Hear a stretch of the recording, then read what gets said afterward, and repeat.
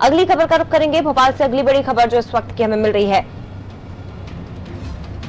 मध्य प्रदेश में अब ऑक्सीजन की कमी नहीं होगी। ये राहत भरी खबर इस वक्त आपको बता रहे हैं। 50 टन ऑक्सीजन सेल देगा और इसको लेकर एमओयू भी साइन हो चुके हैं। तो मध्य प्रदेश के पास 180 टन का स्टॉक होगा। केंद्रीय मंत्री पीयूष गोयल ने इसमें मध्यस्थता की है। तो 4 दिन पहले ऑक्सीजन संकट का सामना मध्य प्रदेश कर रहा था, लेकिन अब ऑक्सीजन की कमी नहीं होगी। सेल यानी स्टील अथॉरिटी ऑफ इंडिया प्रदेश को हर दिन 50 टन ऑक्सीजन सप्लाई करेगा और उसको लेकर एमओयू साइन हो चुका है। सीधे रुख करेंगे विशेष संवाददाता वैभव गुप्ता का, जो कि लाइव हमारे साथ और भी ज्यादा जानकारी के लिए जुड़े हुए हैं। वैभव जी, 4 दिन पहले संकट का सामना मध्य प्रदेश कर रहा था। महाराष्ट्र ने ऑक्सीजन देने से मना कर दिया था और इसी तरह की स्थिति छत्तीसगढ़ से भी थी, लेकिन अब राहत भरी खबर मध्य प्रदेश के लिए है।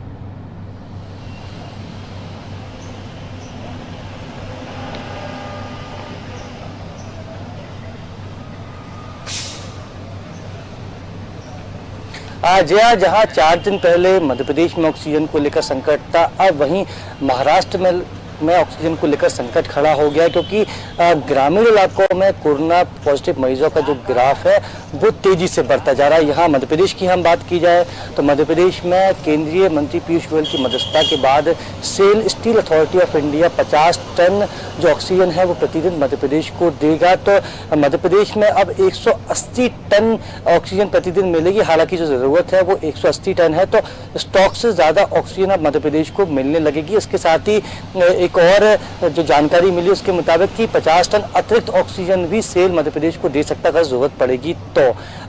हालांकि जिस तरह से हमने देखा था कि महाराष्ट्र की सरकार ने मुख्यमंत्री शिवराज सिंह चौहान ने बात की थी, उन्होंने कहा था कि हम आपकी हर संभव मदद करेंगे, लेकिन अब मध्य प्रदेश ऑक्सीजन के मामले में भी आत्मनिर्भर बनने जा रहा है। सेल से भी बात हो चुकी है, 50 टन ऑक्सीजन प्रतिदिन की सप्लाई की जाएगी। मतलब कोरोना पॉजिटिव मरीज को किसी भी तरह की परेशानी का सामना ना करना पड़े, सरकार इसको लेकर प्रतिबद्ध है और यही कारण है कि 4 दिनों के भीतर ही इसका पूरे ही समस्या का निराकरण कर दिया गया और अब जल्द ही मध्य प्रदेश में ऑक्सीजन जो है स्टॉक से ज्यादा रहेगी, क्योंकि जो कोरोना पॉजिटिव मरीज होते हैं जया, उनको एक दिन में 3 से 4 सिलेंडर लगते हैं, क्योंकि कई बार हम देखते हैं कि कोरोना पॉजिटिव मरीज के जो फेफड़े होते हैं उनको कोरोना का जो वायरस है वो संक्रमित कर देता है, फेफड़े पूरी शक्ति के साथ काम नहीं कर पाते हैं। तो ऐसे में उसको ऑक्सीजन युक्त बेड पर लेटाया जाता है और ऑक्सीजन के सपोर्ट पर ही उसका इलाज किया जाता है। तो ऐसे में 3 से 4 जो सिलेंडर लगते थे, उसके चलते मध्य प्रदेश में एकाएक ऑक्सीजन की जो मांग है वो बढ़ गई थी और गुजरात और छत्तीसगढ़ के से मध्य प्रदेश में ऑक्सीजन सप्लाई होती है और महाराष्ट्र से भी, लेकिन महाराष्ट्र ने